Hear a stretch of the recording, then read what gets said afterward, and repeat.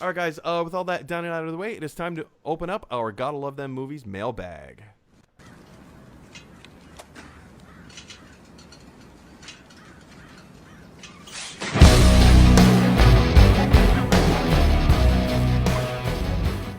All right, guys, let's open up this mailbag. And if you guys want to send me an email question, all you got to do is send me an email at GottaLoveThemMovies@gmail.com. I'll get that email anytime, night or day, 24/7. It's a 24/7 service because you know why? It's email. That's why. So if you want to get a question or a main topic on the show today, or not today, but anytime in the future, send me an email at GottaLoveThemMovies@gmail.com, and we will read your questions live on the air. All right, so speaking of those questions, let's move into our first mailbag question of the day. And our first mailbag question of the day comes from Matthew, who lives in Leeds in the UK. Matthew says, what are your thoughts on the whole Ray Fisher, Warner Brothers, Joss Whedon situation? Oof. This is a heavy one, you guys. This is actually something that I wanted to talk about on the show yesterday. This is something I wanted to address yesterday. It was still breaking news in some regards, and in a lot of ways, it's still breaking news today, and it will be next week. This is, if you haven't heard, one of the actors who plays Cyborg in the Justice League movie, a few months ago, on I think it was July 1st, came out publicly and he accused Joss Whedon of inappropriate behavior, not in a weird sexual way, but he accused him of abusive behavior on the set of Justice League. Since then, he has come out with a little bit more information on his end, and Warner Brothers Pictures has come out with their statements. And this is still an ongoing investigation, but the details that have come out about this story have been very, very confusing, to say the least. And I'm going to go through the whole chronology, the whole timeline. Before we get into that, Cordy, have you heard of this? Is this news to you, or where do you stand with the news of allegations, abusive allegations against Joss Whedon? I think it's still playing out. I do actually remember this. I also am casting my mind back to the original film and wondering whether it suffered because of interesting directorial choices now. Well, there's that. That's a whole other kettle of fish. I just feel sorry for the poor man. It's whatever's gone on there. If you are there to do a job, you should have fun doing your job. It's just sad. I feel really bad for the actor. All right, so for those of you who are not familiar with the situation, it took me a long time. Like I said, I wanted to talk about this yesterday, but the story is so complex, and the details are spread all over the place. They're spread between different news articles, different Instagram feeds, different tweets from different accounts. So I've had to go through and investigate the whole thing so I can get as much information as I can to pass on to you guys. So let's just jump into the chronology. So, as you know, back in 2017, Zack Snyder and his wife, Deborah Snyder, had to leave the film Justice League because of a horrible tragedy involving their daughter. So they left the film. The film was mostly filmed. They filmed, the vast majority of their scenes, but Warner Brothers hired director Joss Whedon to step in and take over. That was back in 2017. Now we're going to update. At some point, as far as the reports that I could see, it took place in July. At some point in July of this year, 2020, Ray Fisher met with Walter Hamada, who is the president of DC Films. He sat down to meet with Walter Hamada to reprise his role of Cyborg in the upcoming Flash movie. Okay, cool. And that's what kind of got everything else here out in the open. During that meeting, Ray Fisher revealed to Hamada unacceptable behavior of Joss Whedon during filming of Justice League. He felt uncomfortable. He wanted, understandably, Walter Hamada was not around. He wasn't even with DC or Warner Brothers at that time. So he wasn't made aware of this. He's aware of the situation now, but he wasn't there at the time that Joss Whedon was performing his abusive behavior. So in that meeting, Walter Hamada agreed. This is the what, one, two, three, four, the fifth bullet point down. Walter Hamada agreed to have an investigation conducted.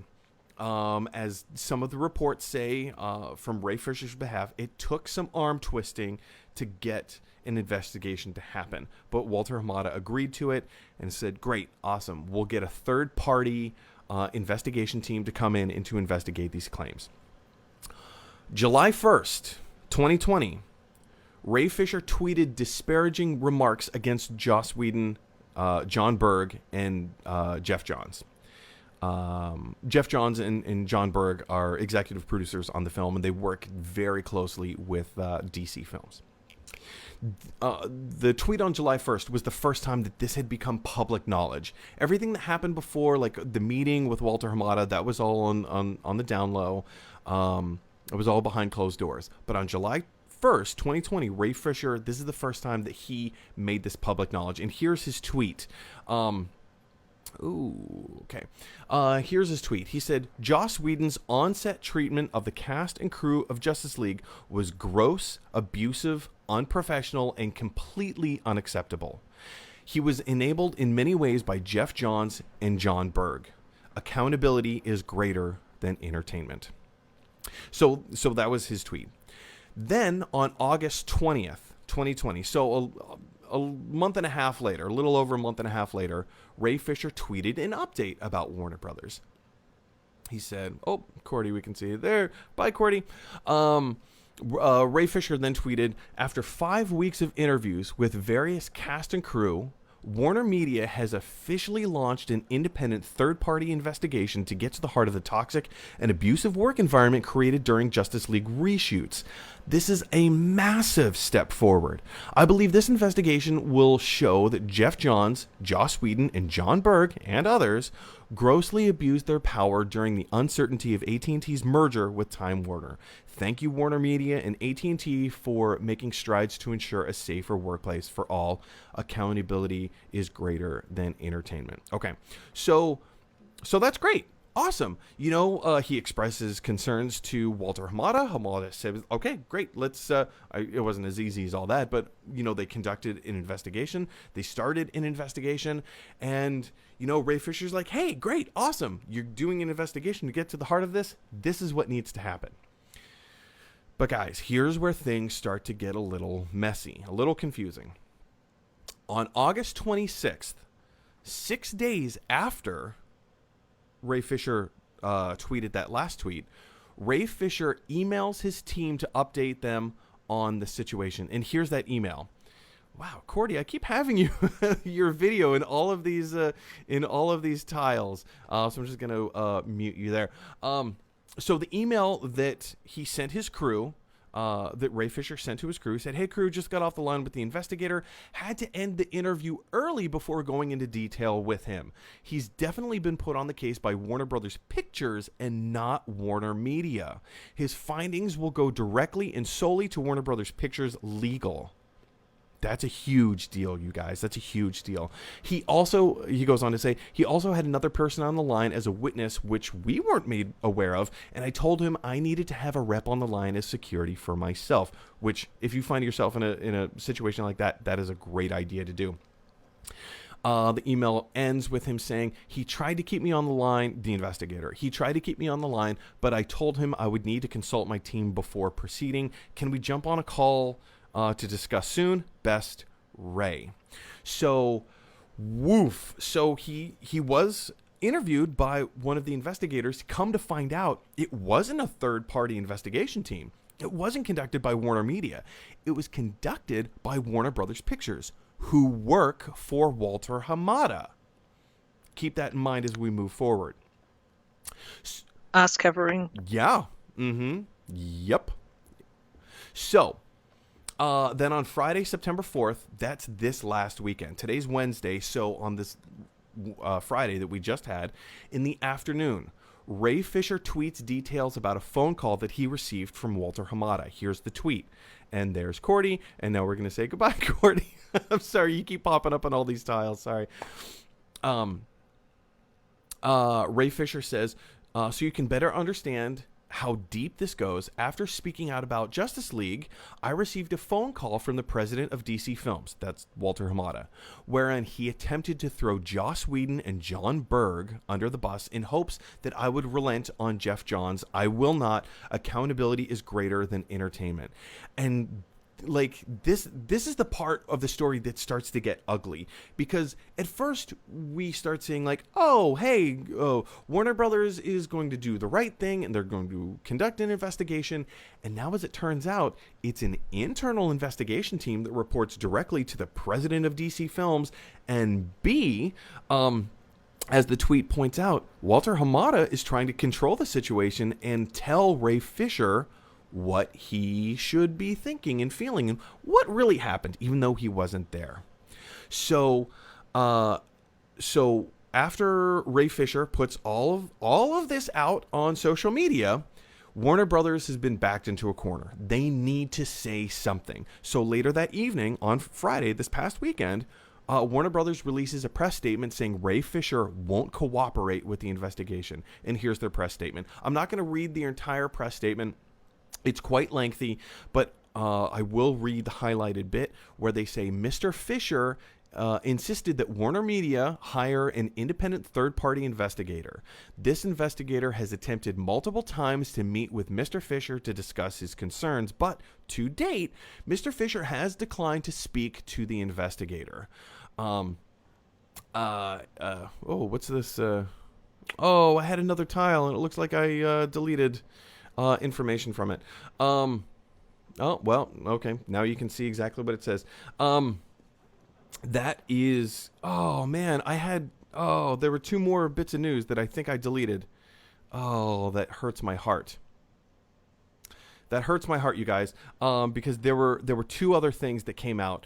A tweet from Ray Fisher himself saying this is categorically untrue. He posted that on hold on, I have it. I'm not going to take the time to look it up. On Saturday, the next morning, he posted a video on his Twitter page. Here, let me get this off screen real quick because it's confusing.